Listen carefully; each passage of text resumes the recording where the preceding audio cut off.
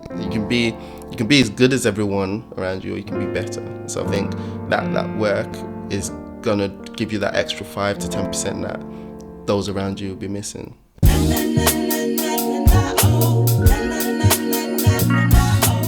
So, since your days as the next Kobe, It wouldn't have been Kobe. man, real quick on Kobe. Really? Just because you know why? Because I was just like, I just pictured you and it's like Kobe. So like, You know what? I lost all my Kobe jersey. Like, I had a white Kobe jersey, and I don't know what happened to it. And then my little brother got my other Kobe jersey. So. yeah, but you were talking about practice, and that is the one thing he did potentially harder than anyone. Okay, if we're talking about that, like, I saw, what was it? I think Gilbert. You know, have you heard of Gilbert Arenas? No. Ah.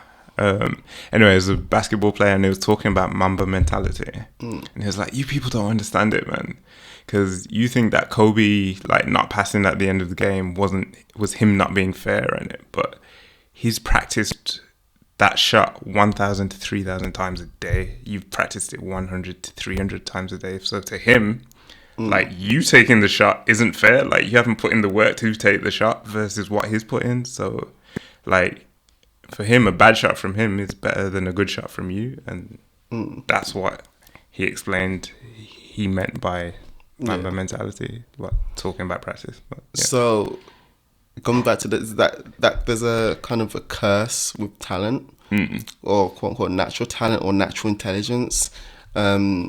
Is that the curse is kind of like a lot of people feel like they can just not feel like the coast, but it's like when you're getting by at a young age on just talent. Yeah.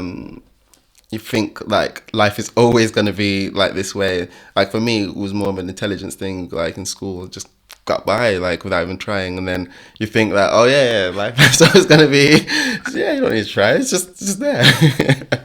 So do you feel like in a way talent is a curse, and that you kind of, if you don't have the right mentors or people to really push you, then you fall into that trap. It's not a curse. The it's a blessing. Like, I've got by on a lot of talent. But I don't know. It's always gonna come back to perception, because it's gonna come back to how you perceive it. Because I think there's some people who they have the talent, and then they have this like obsession with, or this perception or this understanding of working hard, and then like when those two things meet, these like you can get these people who shine like so brightly, and like they perceive it as like, it's hard work, and it's like, you know what, you might not have needed to work that hard because like you had the talent to go along with it. But on the other side, you can also, it's experience as well, because I don't know how certain people get to that point where they have that understanding of like, you know what, my talent is enough, I need to work hard. Because like the experiences I had was always like, I'm keeping up, I'm doing well, like I'm doing shit other people can't do. Like now I need to throw practice on top of that. I was like, I'm getting, I get that with playing keys. Like I struggle to practice playing keys, but then always, I always seem to have improvements like when I'm doing things. And so I guess there's another way of framing it where my practice was always just doing it. So like when I'm making music, like I'll spend hours just like trying to figure things out and playing things and and then in a sense that is a kind of practice, and I get improvement from that. And then Yeah, and then I always had this other problem with like when I practice like consistently, I never really saw improvement. But when I stopped and then I came back to something, I was always better. So it's just like, I think that could be kind of a psychological phenomenon in that, like, because I've experienced similar things, but it's I think your brain is always processing. So sometimes when you take that space back, your brain has the space to kind of fill in the gaps that you were trying to fill in, which is like the biggest CEOs, for example. What they're good at is stepping away. So if they're working on a particular project, they'll step away for a day or two and then come back with a fresh perspective and having had that space to process and then kind of execute based on that. So I think that could just be a facet of that, perhaps. But yeah, so talking about talent as well, though, I think it could be a case made for when you're growing up, being the second best. So having talent but not being as talented as your peers, that might be actually more advantageous. For example, Jordan, what was his high school? I don't know. You probably know his high school story better than I do. I was like, But yeah, he wasn't the man in high school, but that pushed him to then get better and improve. I don't know if he got rejected by something or... I think it was something like junior varsity or something. Yeah, so there was... But like, because by the time he got to college, it was already... Yeah, so I think it was like a high school thing or whatever it was. But that friction led him to push himself to become the best. Or I remember Ronaldo, the original Ronaldo. He was talking about the kids that made it. No. He was talking about he wasn't the best in his neighborhood at all. Like, there was kids way better than him, but that made him work harder. And so in working harder and trying to get better, he's the one that became Ronaldo, you know? So maybe there could be this weird thing where, I don't know, you say it's not a curse, but there's a slight curse. And if you have talent, but you don't have people around you or things around you to cause friction that you need to push through, then I think in that sense there'll be that curse. So I think, I don't know about where you grew up, but I think I find that a lot where, because I'm from the ends, we find that a lot in that, for example. Man, I always remember this story. It breaks my heart every time I remember it. I had this kid in primary school. He, he was bigger than everyone, stronger than everyone. At the age of 11 already. Maybe 5'5" at the age of 11. It's just bigger than everyone, stronger than everyone.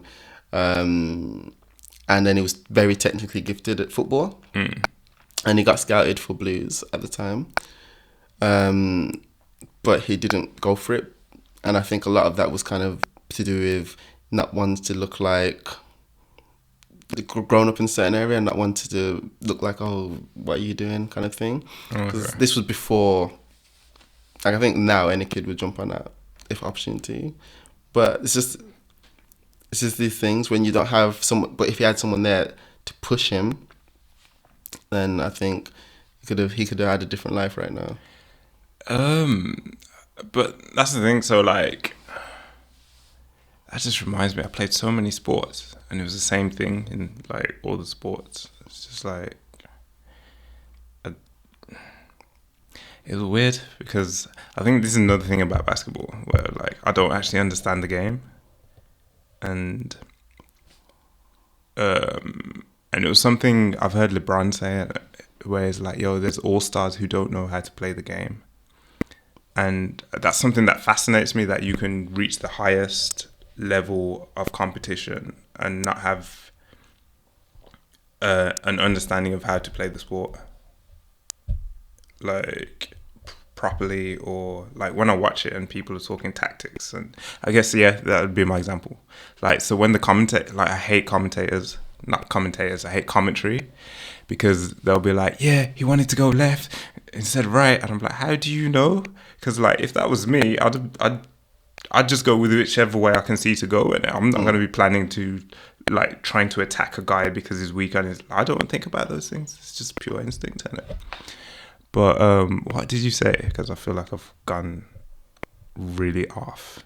We're just talking about childhood talent and how not having that friction. Okay, yeah, that push, because because when I look at it, like my parents would, and this is the thing, because this, I guess that's why I kind of see it as why it depends on how things resolve and perception and that kind of thing. Because my parents are always like, "Yo, you need to work really hard.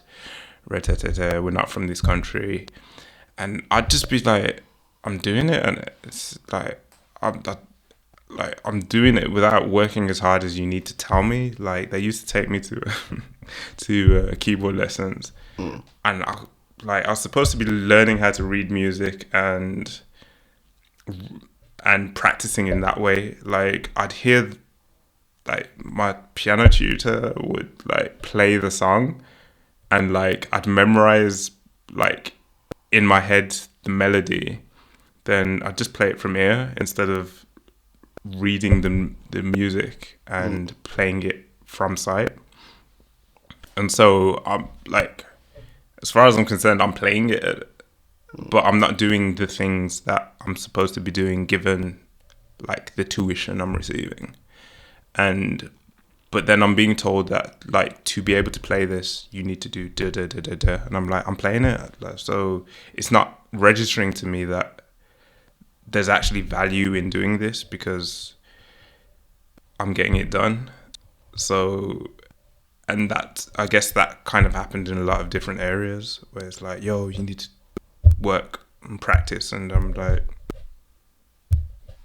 it's being done. But I had people pushing me to work harder and things. But if my experience doesn't engage, doesn't intersect with what you're telling me needs to happen, like it's gonna be hard for it to make sense to me, especially as a child. Like, you're telling me to practice, I'm already playing it. Like, I just needed to hear it and play it, and from there, like everything I'm doing is by ear. And I guess when I got older, like some stuff was a lot harder, like more technical kinds of styles of music and but even those, after enough time, it's just like, I can hear it now and I can do it. It's just like, it's like some of your chords, when you were first playing them, like what's going on?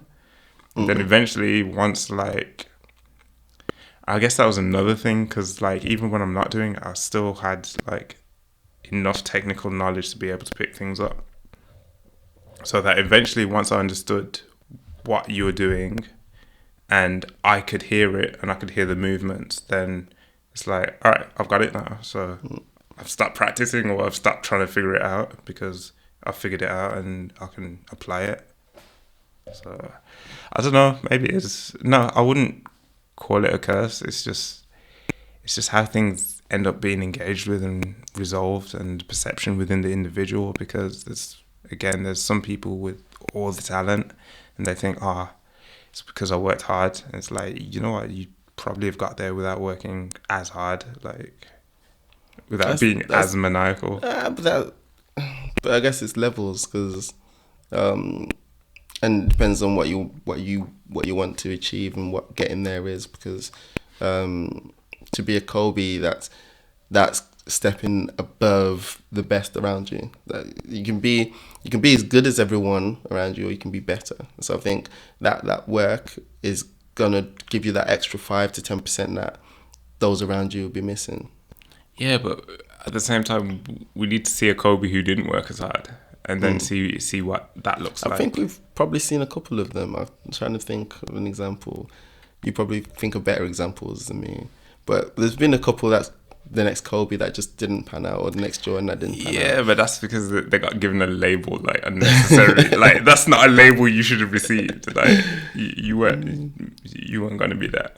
But yeah, I don't know, because that's always how I look at things. Like, it'd be very fascinating to be able to like have two parallel universes, and where you can see like where the life choices, how it ends up from the diverging life choices, and that's where it will make more sense, because we ascribe a lot of things to success, but like there's a lot of luck in there as well, like, and once you're dealing with luck as well, you don't know what's gonna happen anyway. You create your own luck, though.